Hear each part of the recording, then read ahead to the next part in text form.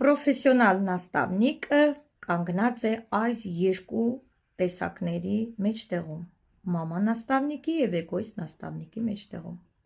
Լինում են դեպքեր, երբ որ ինքը լինում է մամա թիմի համար, լինում է, երբ որ ինքը էգոիստություն է անում, բայց սակայն ինքը մի օր հասկանում է, որ ոչ, հենց սկզբում պետք է լիներ իսկական պրոֆեսիոնալ նաստավնիկ։ Պրոֆեսիոնալ նաստավնիկը երբեք ոչ մեկի փոխարեն ոչինչ չի անում, սովորեցնում է, բայց ոչինչ չի անում։ Ունի մոտեցում, ունի սիստեմա, շատ նաստավնիկներ այդ սիստեմաները չունեն, դրանց համար իրենց խմբերը չի աճում։ Եվ դրա համար, որպեսզի դու ունենաս իսկական պրոֆեսիոնալ նաստավնիկի բնավորություն,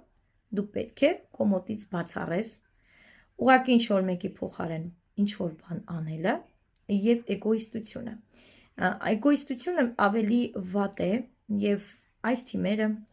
թիմերի նաստավնիկների թիմերը երբեք չեն աճում և հիմնականում փլուզվում են։ Էնպես որ, սիրելիներ, մտածեք, թե դուք ինչպիսի նաստավնիկ եք լինելու, որովհետև շատ հաճախ մտածում են, դե երբ որ ես կունենամ թիմ, այն ժամանակ էլ ես կլինեմ պրոֆեսիոնալ նաստավնիկ։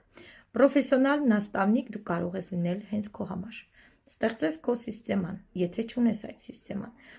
ունենաս գիտելիքներ և սովորեցնես ինքդ քեզ, դարձնես քեզ պրոֆեսիոնալ մարդ, որից հետո դու կարող ես տալ քո թիմակիցներին, այնպես որ ամեն ինչ սկսվում է քեզնից, դու կարող ես լինել իսկական նաստավնիկ հենց քեզ համար։